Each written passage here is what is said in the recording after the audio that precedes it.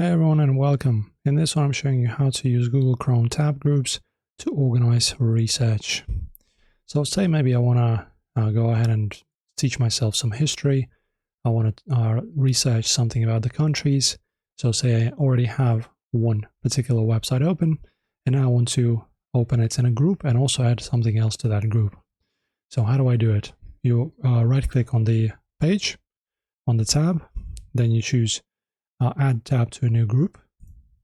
Then you just name the group, say for example, history, like this. Choose some kind of icon for it, for example, orange. Okay, and then just click away. Now you go ahead and open up a new tab and say this one I will just type in Denmark, wiki.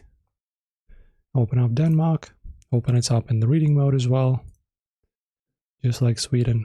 And then just in order to add it to the group, move it like this into the left. And then if you click on history, as you can see they are hidden, click on it again, both of these tabs are now open again.